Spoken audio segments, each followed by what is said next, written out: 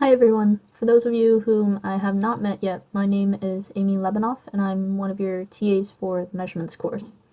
This video is going to be about creating a virtual instrument in LabVIEW, or a VI. This is specifically for Lab 2, but a lot of the things we learn you'll be able to use for future labs as well. The first thing you're going to do is open up LabVIEW and then click blank VI, and it's going to open up two windows. You can place these how you like, but most of the time I put the white one, which is block diagram, over on the left, and then the other one is the gray panel, and it's called the front panel. This is just for logical structuring. The left side is going to be where we build the application. We're going to put blocks together, wire them together to tell the program what to do, and then on the right is the output, so it's just like reading from left to right. So the first thing you're going to do is right click on the block diagram and then go down to Express. That's going to be one that we use a lot. Go to Input and Simulate Signal. You're going to click and drag that and place it on the block diagram. In a normal lab, we would have something called a function or a signal generator that creates the signals, like sine waves or square waves, or we would have a power source that creates a DC or direct current. But in this case, we just have the laptop or computer with LabVIEW. So we have to create the signal, which is what this simulate signal block does, and then the rest of the program will be what collects and analyzes the signal. There are a few things we need to change in here. The first one is clicking the drop down and changing sign to DC. And we're going to leave offset at 0, but if you want, you can play with that and see what happens. So if we type in 1, we see that this y-axis shifts to have the direct current at 1 instead of 0, but we want it to stay at 0. We're going to check the box next to add noise, and we're going to change the noise amplitude to 0.05. So what this simulates is experimental variation.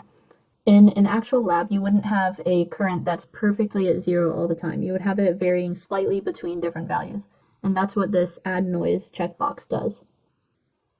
The next thing we're going to change is in this timing section down here at samples per second. We're going to leave that at 1000 Hertz, meaning 1000 samples per second are being collected. Then we're going to uncheck the automatic box and change this to 2001. The reason for this is we want to collect 2 seconds of data. So if it's 1000 samples for each second, then we multiply that by 2 and we get 2000 samples, meaning it's 2 seconds of data collected. But we have to add the 1 because the first sample that is collected is at time equals 0. Which means if you only collect 2000 samples, then you'll have 1.9999 and so on seconds of data. But if we want the full 2 seconds, then we have to add that 1 there.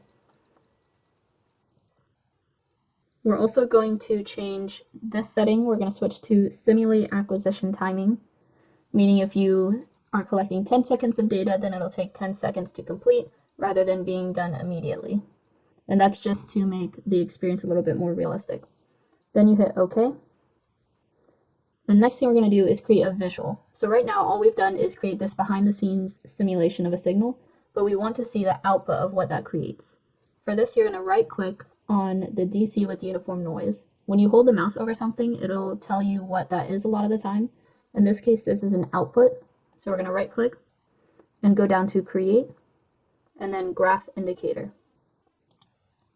And it will automatically wire together the graph, which is this part here, and the signal simulation. And this is what you call a wire. So if you look over on the front panel, you should have a graph there now, and you can reposition it by clicking and dragging, or you can resize it if you like. Next, we want to add some calculations for the data that we're collecting. We're going to right click on the block diagram, go down to mathematics, then prob and stat, meaning probability and statistics, and then you're going to select the standard deviation and variance block. Go ahead and click that and then place it wherever you like in the block diagram. As you work more with LabVIEW, you'll figure out what makes sense and where to put things in LabVIEW, but for now you can just follow along with the placement that I have. So when you have a block, you'll have inputs and outputs. Most of the time, the inputs are going to be on the left. So here we have 2 inputs. One is X, and then the other one is weighting, sample. And the outputs are mean, standard deviation, and variance. We're going to connect our X input to our raw data. So those are going to be considered the X values. And then we're going to hover over mean, right click, and then click Create Indicator. You'll see that this creates something over on the front panel. It might be in a different position, but it'll be the same thing. So this has created a mean indicator that's going to show us what the mean value of all of our data is. And then you're also going to right click on the standard deviation output and click Create Indicator as well. So now we have two indicators, one for the mean and one for standard deviation. Again, you can move those around wherever you like. Something that we want to change for these is the number of decimals it displays. Right now it's only showing 2 decimal points, but we want it to be a little bit more precise than that. So you're going to right click, go to Display Format, and then where it has the %0.2f for floating, we're going to change that to 0.5. So it's going to change from 2 decimal points to 5. Same thing for mean, right click, go down to Display Format, and change the 2 to 5. And then you can expand the box if you need to show all those decimals. Next, we want to create a histogram as another way to visualize our data. So this is going to be a direct readout on the graph of the raw data, but a histogram gives us a different way of visualizing it. Over on the block diagram, we're going to right click, go down to Mathematics, Prob and Stat again, and then there's 3 different histograms. You'll notice there's one that says just histogram, there's one right next to it saying gen histogram, and then over on the bottom right, a blue and red histogram. The one that we want to use is the yellow and white histogram. So click that and then drag it over to your block diagram. Again, you'll see it has multiple inputs and outputs. It has an X input, which we're going to wire to our raw data. The second input it has is intervals, which is going to let you tell the histogram how many intervals to create. For that, we're going to use another block called Formula. You're going to right click, go down to Express, Arithmetics and Comparison, and then Formula. And this is where you're going to enter the formula that you'll find on your handout. That formula is 1.87 times using the asterisk, and then in parentheses, n minus 1, close parentheses, and to the power of 0.4, and then add 1 at the end. One thing you'll notice here is instead of using a caret like you would normally do for an exponent, I've used 2 asterisks, which is just the LabVIEW syntax that you have to use. So make sure you're using this notation, otherwise it won't work. Another thing you have to change is making x1 into n. So right now you'll see over on the right it says invalid formula, and that's because LabVIEW doesn't know what this capital N is. But once we change x1 to capital N, it changes to a green box, which means you have entered a valid formula. And you're going to click OK. And now we have to tell it what value to use for n, otherwise it doesn't have a number to calculate with. So we're going to hover over the input for n, right click, and then create control. If you want, you can rename this as number of samples, just so it's a little bit clearer what you're working with. And you'll notice that that pops up over on the front panel as well.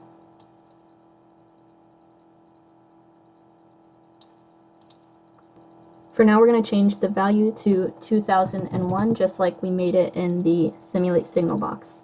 And you'll want to make sure that these 2 numbers always match. So over here, number of samples 2001, and in our front panel, 2001. Anytime you change the number of samples in either of those spots, you need to make sure to change it in the other spot as well. Now that we've calculated the number of intervals, we need to connect that from the formula box. So hover over result and then click and connect it to the input on intervals of histogram. So once you have that connected, you'll want to actually visualize the histogram. We have all the behind the scenes calculations, but we want to see what the result is. Hover over histogram graph, right click, and then create indicator. And that will automatically wire together the histogram graph. You'll see it show up over on the front panel, and again, you can resize and position that as you like.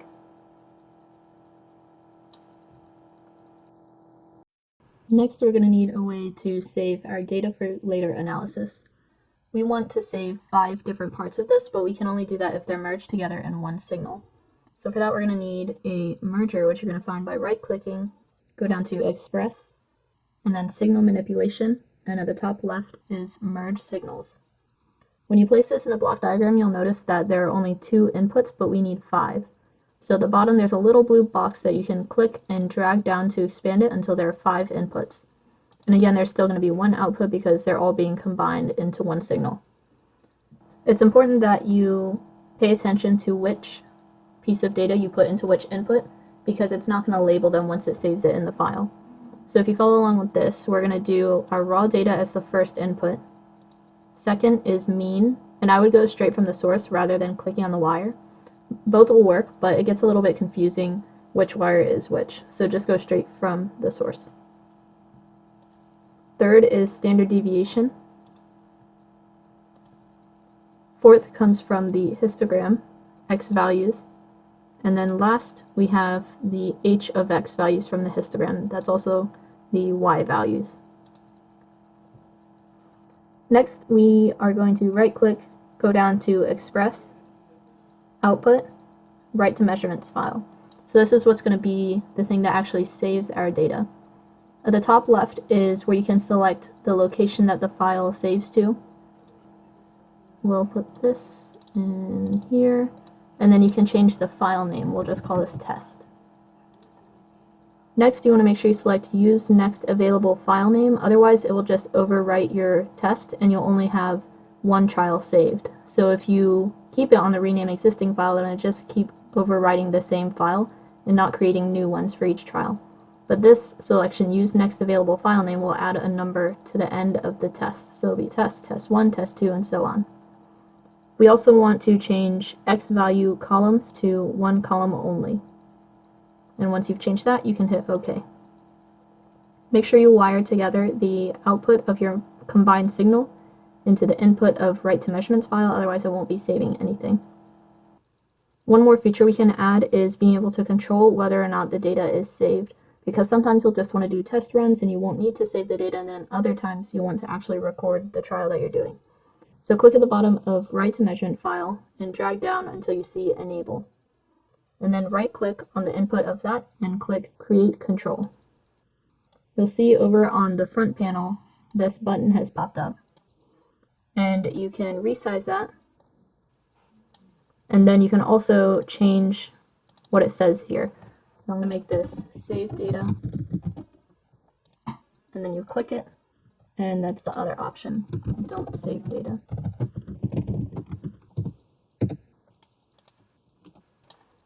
And that's all of the features that you need for most of the lab. So we'll test run this with our DC signal. And that's what it should look like. Now if we change this, as the lab handout has you do, we change it to sine. You'll see the preview over in this window. And there's some more settings that you can change. The handout will tell you all the details on what you need to set it to. And we'll see what that looks like. So that's just a sample of some of the things that the lab handout has you doing. You can change the numbers in the axes of your graph so you can see it closer or further away. Once you're done with acquiring the direct current, sine wave, and square wave, you're going to switch to a helicopter noise, which is going to be produced either from your phone or from the same device running LabVIEW. For that, we're going to actually delete this simulate signal because the signal is coming from your phone or laptop. So go ahead and delete that. And then right-click, go down to Graphics and Sound, and then Sound and Input. Here you're going to find Acquire. Click and drag that to your block diagram. Now this is really important. Make sure under number of channels you change that to 1, and then also make sure you have the correct microphone selected. So if you have multiple microphones like a webcam or a gaming headset or something and you want to use those, then go for it, but make sure you have the right one selected. Then hit OK, and then wire together from the output of data to the wire that simulate signal was previously connected to. And the rest of the VI should work just fine. Also remember that when you change the sampling frequency to 15,000 for the helicopter sound, you're going to need to change this number of samples. So if you're sampling at 15,000 samples per second and you want 2 seconds of data, multiply the 15,000 by 2 to get 30,000, and then again add that 1. So it's going to be 30001. Feel free to reach out to me or your lab TA with any questions. Good luck.